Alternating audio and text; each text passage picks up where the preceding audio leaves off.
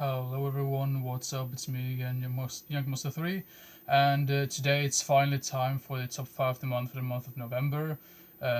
Like usual, it seems like I'm always delayed with these videos, but well, that's how it goes out sometimes. But so yeah, these are the 5 best films that I watched for the first time during the month of November. So let's begin with number 5.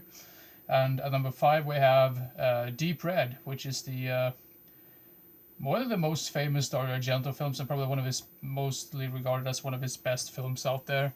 I wouldn't say it's his best one, but it's still a really, really good one. I've already made like a ranking video of his films, so if you want to know more about his films or this film, go check that video out. So anyway, that's Deep Red on number 5.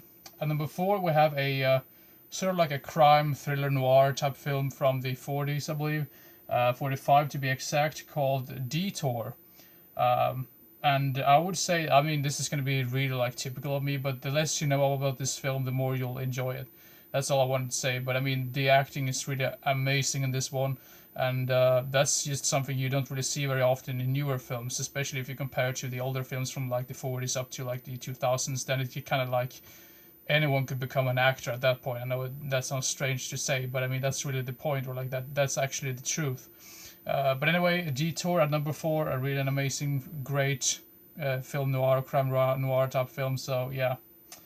Then at number 3 we have a really sad film, but it's sort of like a weird coming of age type film. This is from the 90s, from the late 90s, from 97, a film called The Ice Storm, which has a really good cast. It has Christina Ricci in it. It has Tobey Maguire. It has Sigourney Weaver in it. I mean, this is a really good cast in general. This is directed by Ang Lee. Don't get that.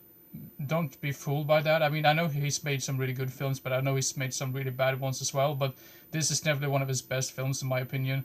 Probably this one and Crouching Tiger, Hidden Dragon. Those are probably the best. These two are probably his best films to date, in my personal opinion. But anyway, The Ice Storm at number 3, really great, sort of like family type dynamic type drama film in general. So yeah, The Ice Storm at number 3.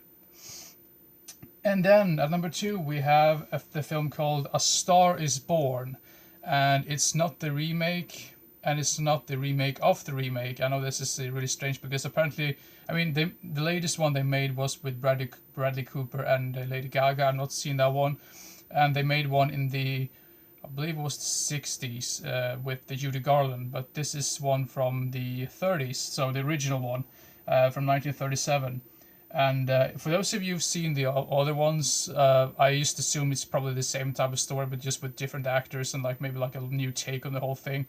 But this one is a really an amazing film. It's basically about this young girl who really dreams of Hollywood and becoming a big star, and she meets up with one of the biggest actors there, and she kind of falls in love with this guy, and then eventually things starts happening, and it just turns out for the worse for both of them. Eventually, you can say so.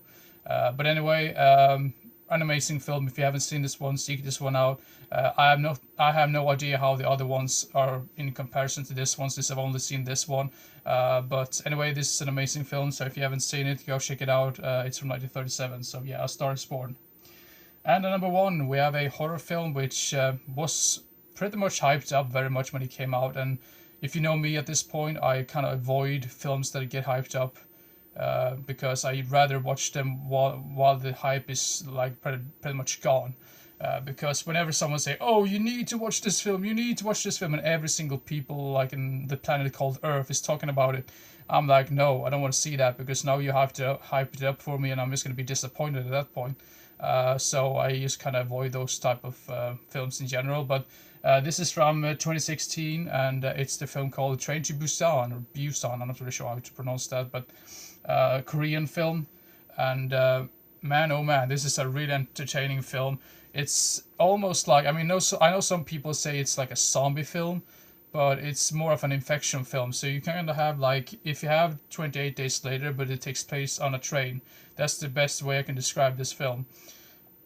So if that sounds like something you're into, go check this one out. This is highly entertaining, and I know some characters are really annoying and really obnoxious, but at the same time, human beings are known for being really chaotic. They don't really think about consequences when they're in harm's way, basically. So I still thought that was a really good way to show this or display this whole thing as the human error, if you will, in these situations. But yeah, Train to Busan at number one, the best one I watched during the month of November.